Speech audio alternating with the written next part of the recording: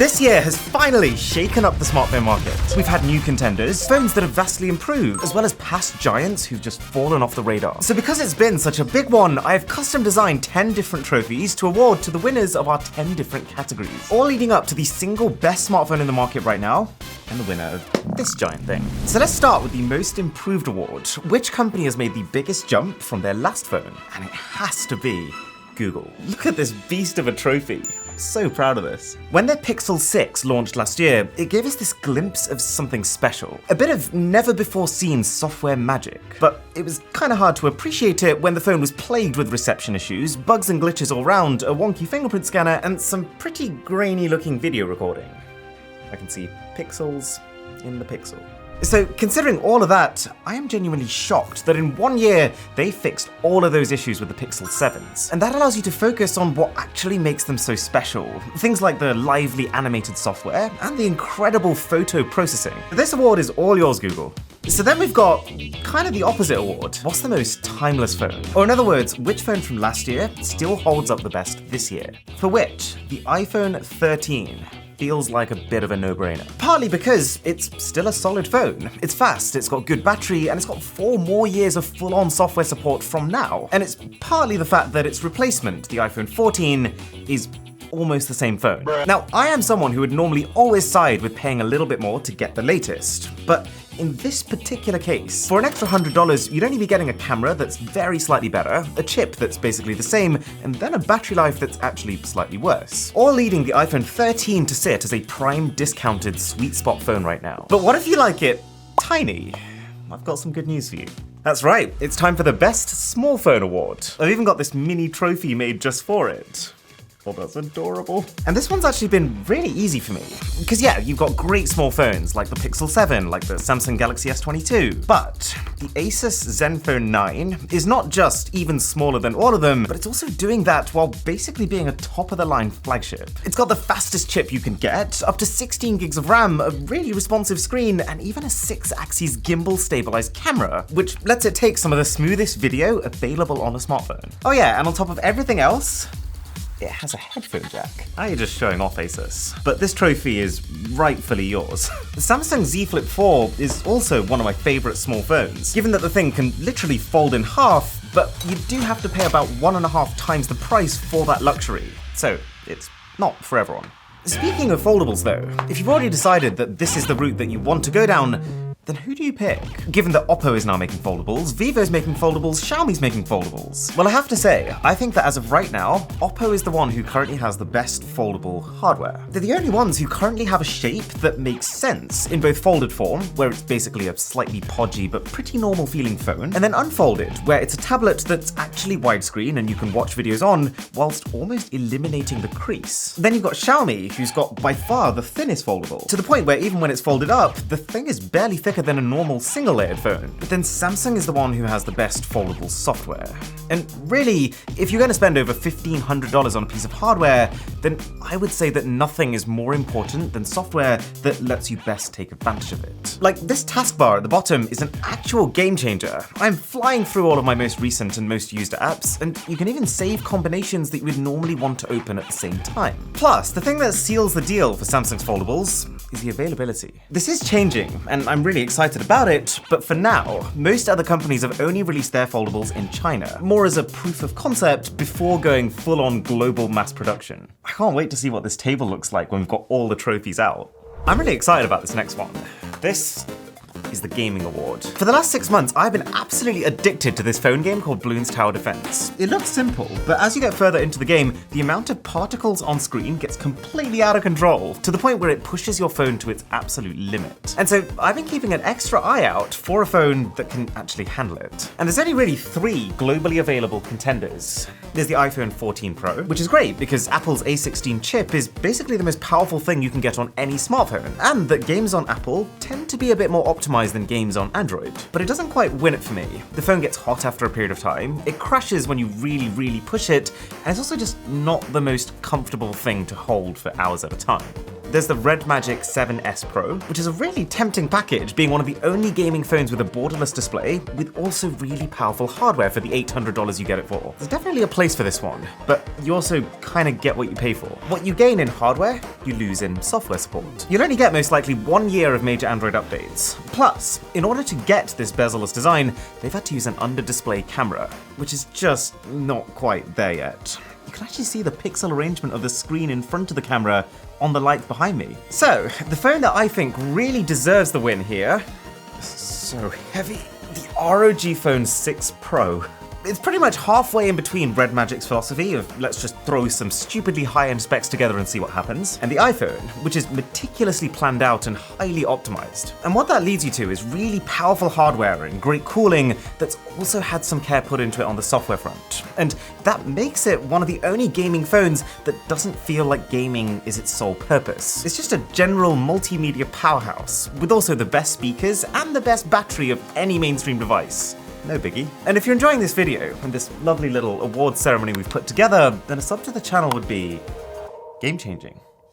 What if you don't want to spend $1,000 though? Well, the way that it tends to work in the phone market is that the lower down you go on the budget ladder, the more dominated the market becomes by Xiaomi and Oppo, or more specifically, the spin-off companies that they've created.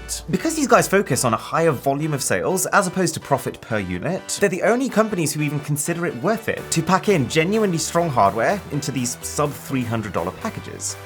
Like this guy, the OnePlus Nord CE2. Cringe as it sounds, this is one of the first times that I think a phone has genuinely held up to its own tagline. Their page describes it as a little more than you'd expect, and whether it's performance or charging speed or the screen, you can feel that here. You've also got Realme, who I would say are even more militant with just cramming in every spec that they possibly can for prices that you didn't see coming. And they tend to pair that with these incredibly bright, bold designs that I personally find delightful, but I could also see how you might think they look like toys. The phone that just edges it out though, and for me the winner of 2022 Budget Smartphone of the Year, is the Poco X4 Pro. And we've even got a budget font to show for it.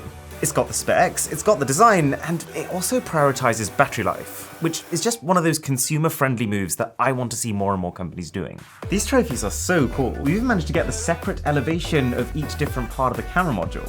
And now, just before we get to the best flagship, and the overall phone of the year, we got a really competitive lineup of mid-rangers this time around. We talked about the Pixel 7 that just goes above and beyond. There's the 2022 iPhone SE, the only phone at this price to actually give you full flagship performance. The Poco F4, which is a glowing example of how capable a Poco phone can be when you give the company more budget to work with. Samsung's mid-range phones, which have felt like a bit of a return to form after a few years of some not so great offerings. But I'm not giving the award to any of these phones. This award is going to a new contender, a company who's just entered the smartphone market and, considering that, has hit a complete home run. I'm talking about the Nothing Phone 1.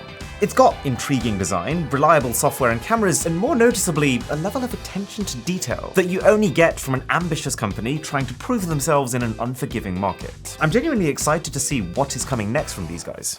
Alrighty, it's flagship time. And what I've decided to do is to split this into best iPhone flagship and then best Android flagship. Because let's face it, most people have already decided what platform they're going to go for. So, if you're iPhone, then the best iPhone flagship, this is going to blow your mind, is the latest iPhone, the 14 Pro and the 14 Pro Max. They've got fantastic cameras, blindingly bright displays, and even though I have turned off the new always-on display feature, and even though the battery has taken a slight hit from last year, they are still undeniably the best iPhones ever made. And then while we're at it, if you are in the market for iPhones but don't want to spend that much money, then here is my advice. The iPhone 14 Plus is a good, unique option that gives you remarkable battery life for noticeably less money at $899. The normal-sized iPhone 14 probably isn't worth it for $799 if you're considering that, and I would instead get the incredibly similar iPhone 13 for $699. And if you want to spend less than that, then my recommendation would be, instead of going for the $429 iPhone SE, which is a pretty compromised screen and battery, to just go used or refurbished and get an iPhone 12. There's a lot more options on the Android end, because while not every company wants to make budget phones, everyone does want to make flagships. That's where you actually earn some sizable profit. So you've got every brand competing together: Samsung, Vivo, Sony, Oppo, Xiaomi, OnePlus, and you know what? This isn't a super popular opinion, but I actually rate the OnePlus 10 Pro quite a lot. It's not as groundbreaking as some of their earlier flagships, but the smartphone market is quite an equalizing system, meaning that when a phone is unpopular, you'll find that its price very quickly tumbles to try and correct for that. And that results in situations like this, where you have a near top spec Android phone, and yet you can find this on the official store for $699 brand new, which is a bargain. Obviously there's Samsung too, which is the default option for a lot of Android users for a reason. And while I would probably skip the standard S22 for its weaker battery life, the S22 Plus is a very reliable all-rounder. And then the S22 Ultra is kind of like the everything phone. Every 2022 smartphone feature, insane camera zoom, built-in stylus, long-lasting battery, it just has all of it. Not to mention Vivo and Xiaomi, who are also both just killing it right now. They have probably the two best phones for photography on the market, but the lack of availability means that there's a decent chance you would have to import. And so, the smartphone that is actually taking home this trophy for the best Android phone of 2022 is the Google Pixel 7 Pro. It is the easiest flagship to recommend for two reasons. One, that it's incredibly simple. Simple to set up with a fast transfer adapter in the box. Simple to use with software that's both intuitive and filled with helpful tutorials. And also simple to take incredible photos with a camera that doesn't overload you with options, but instead just does all the hard work without you even realizing. And then two, it's $899, which is $100 to $200 cheaper than most top-end flagship phones. If you're a company watching this, by the way, then please do ask for these trophies. They are all yours. So who wins this then? Who has really thought about the user? Who has cut the things that perhaps didn't matter as much? Who is going above and beyond in terms of delivering value to the consumer? Well, in my eyes, the answer is, again, the Google Pixel 7 Pro. And you have this trophy to show for it. I've seen a few people say that the $599 base Pixel 7 is better value, but I genuinely think that the Pro has more than enough perks to justify the $300 difference. So let's say that you do end up buying one of these best phones of the year. The Case Defy Bounce is one of the best cases to protect it with. The company figured out that 70% of phones, when they fall, hit the ground on one of their corners. And it's when all the force is concentrated into a small area like that, that you're most likely to damage it. So they've created specialized air cavities in these bounce corners. They're inspired by Air Max sneaker culture, and they're there to add rigidity and create structural support. And it's kind of insane because this, combined with the EcoShock material, makes this bounce case drop-proof all the way up to 21.3 feet. Or in other words, 6 times military-grade protection. At this point, you'd be having to try to break your phone. They've got over 2,000 designs to pick from, support for straps so you don't drop it in the first place, and the cherry on top is that this entire case is made from recycled older cases. Link below to check it out.